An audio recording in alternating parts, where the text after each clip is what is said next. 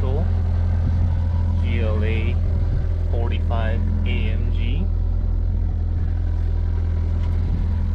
which I almost actually got. Wow, where do I start with this one? First of all, look at this awesome interior. Red stitching everywhere. Square bottom steering wheel. I mean, this car has it all. This is what people call, well, there's two types of people. Some people call it the baby AMG because, you know, obviously it's not as powerful as the bigger AMGs. It's a smaller kind of version of it. But also what people need to realize is this vehicle has the fastest production 2-liter engine ever made. And they boast that quite a bit with this car. This engine won, well, I think, awards like 3 years in a row, I think it was. But anyway, I'm gonna open the hood real fast.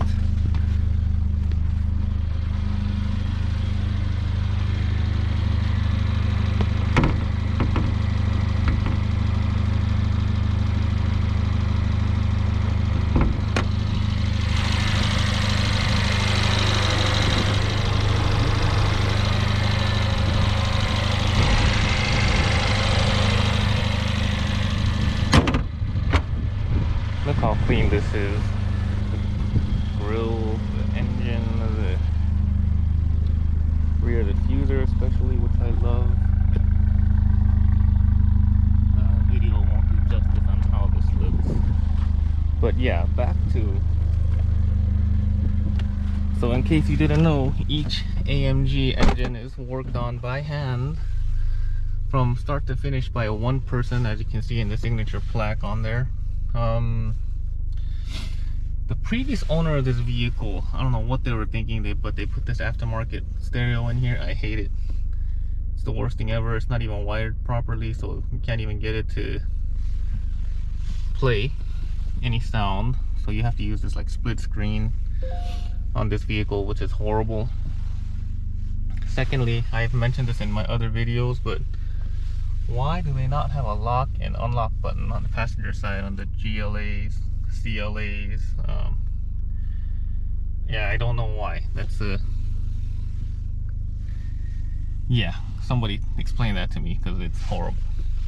But anyway, yeah, I'm gonna make another video about what happened with my vehicle, with my 6 Series, and why I was gonna trade it in and get this one, but ended up not doing it.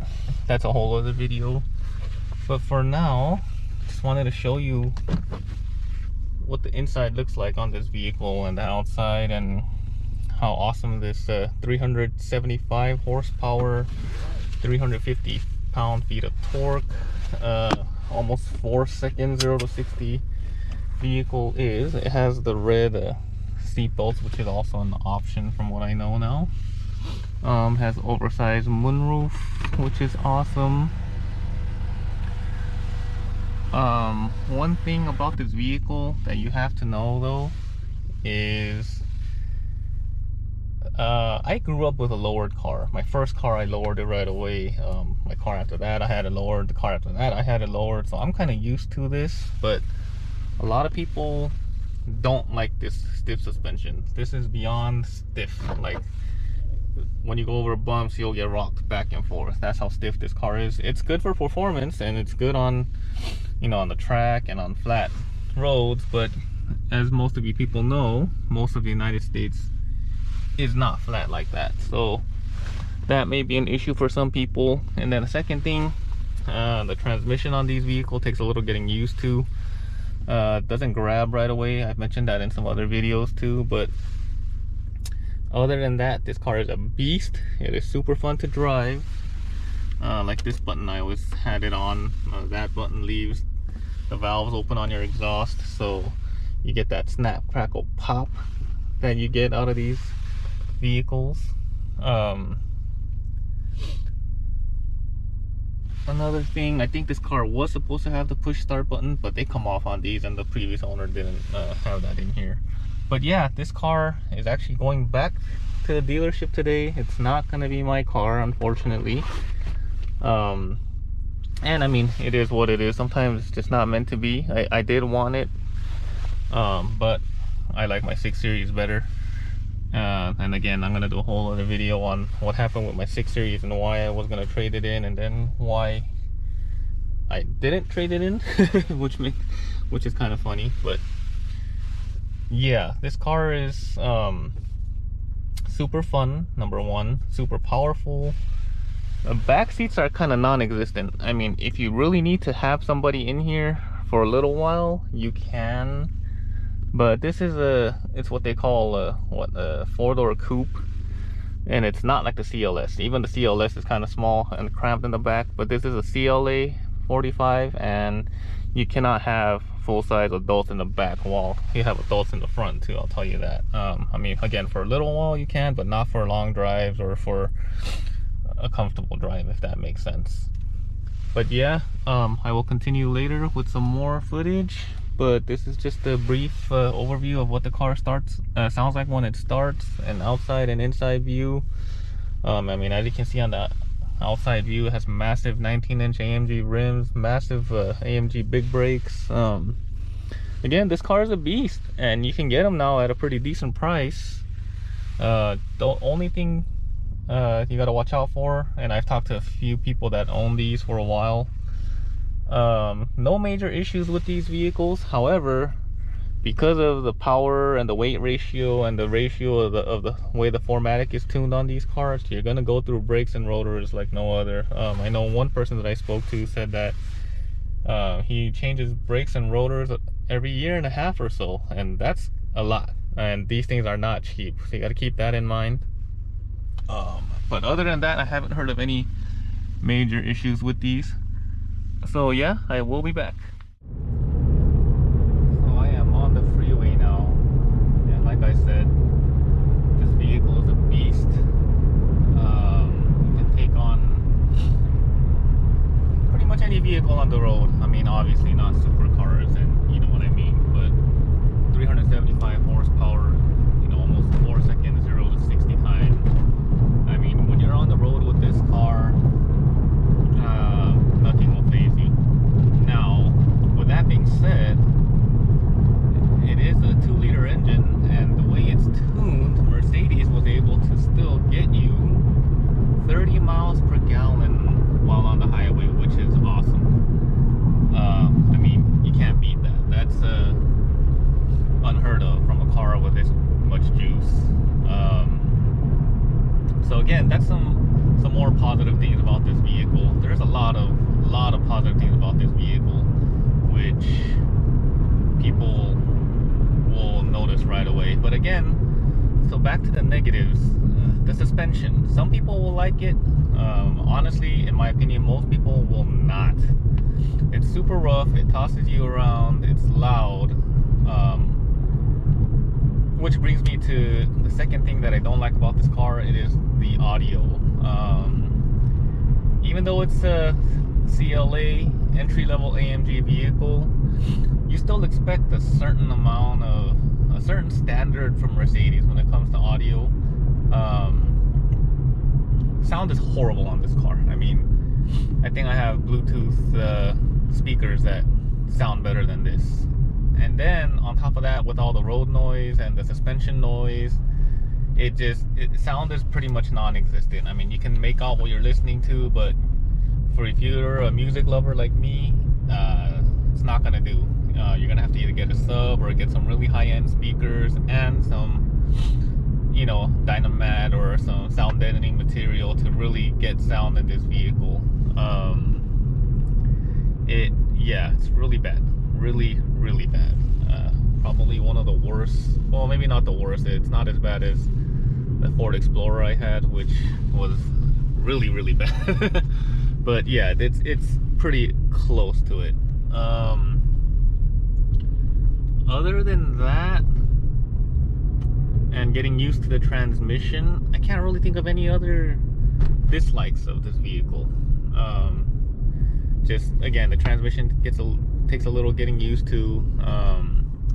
It's a 4-door coupe, so the back seats, they're there. You can fit little people in there, but not really good enough for full-grown adults to fill up this car with. And then let's see, other than that, I mean, again, this is probably one of the best bang for your buck vehicles that you can find out there. I mean, this engine, the way the car is tuned, it is so fun to drive. It is so I guess the best way I can put it, it's a perfect second car. Like, I wouldn't, it's borderline for like what I want to daily this vehicle, especially the way you drive it, because of it has so much juice and has so much again, it's made to be pushed. If you daily this car, alright, sorry about that. My GoPro needed a battery refresh. But so, back to what I was saying, there are so many positive things about this vehicle that I can talk about. I mean, just sheer sound, acceleration. This is one of those vehicles that, you know, like, no matter how good of a vehicle you have, after so much driving, you can kind of get tired and it kind of gets boring. This is not one of those. This vehicle it has so much juice that it never gets boring. Like, you could be driving and it doesn't get boring. What's the best way to put it? Most cars, your final gear is either a dead gear or you have a little bit of juice. Like, in this case, this car, once you're in 7th gear, you still have plenty of juice. That's what differentiates, I think, a really fast car from a car that's not tuned to be really fast. Again, I think the only other car that I've driven that can beat this car in that sense was a 400 horsepower naturally aspirated Porsche 911, and that car was a beast. Don't get me wrong, that was a manual 7-speed transmission, and 7th gear still had so much juice left, it was ridiculous. But this car is, I mean, not far off. Even this car, when you're in 7th gear, you still have so much juice that you still have plenty of room to accelerate even when you're in your final gear, which is pretty insane. Now, to conclude my video about this CLA45 AMG, which again, I really like, don't get me wrong, but in my personal opinion, if you could spend a little bit more money, especially if you're going to be buying new rotors and pads every 1.5 to 2 years, you got to get new tires all the time. The upkeep on these AMGs is ridiculous. And if you're going to spend that much anyway, you might as well spend a little more and get an E63 or even a C-Class AMG, which have the twin turbo 3-liter engines. That's just my personal opinion. Now, I know some of you, and again, don't get me wrong, I love this CLA 2-liter engine, and I love the way this car is built. But if you want the real full experience of an AMG vehicle, personally, that's what I would recommend. Just because I just feel like, I mean, you're still in an AMG, but in about 1 mile, you're in the, again, what people call the baby AMG. Don't get me wrong, again, this car has plenty of juice. It does have a lot of the features that people look for, but it's still lacking that 2%, if that makes sense. Yeah, if you're gonna be spending that much money, I would recommend, personally, just, I mean, if this is in your budget and you like this vehicle, great. But personally, again, if you want my recommendation, if you're going to be spending that much, I would spend a little more and get either a C-Class or an E-Class AMG, just to get the full AMG experience, the quality, and again, that's just my opinion. I hope you enjoyed this video. again, don't get me wrong, this is coming from someone who almost got this car, and I would have, but again, I'm gonna make a whole new video on what happened with my 6 Series and why I was going to trade that in and take this one. So yeah, great vehicle. It's just one of those things where, like, yeah, if you're gonna spend that much, you might as well spend a little more and get the next one up. That's just my personal opinion. Or there's so many other vehicles in that price range that you can get that you might personally, in my opinion, like a lot more. That's just, again, that's just me. That's my opinion. So, but yeah, thank you for watching this video. If you have any questions about something I might have missed in this video about this vehicle, feel free to send me a message or leave a comment, and I will get back to you. Thank you so much.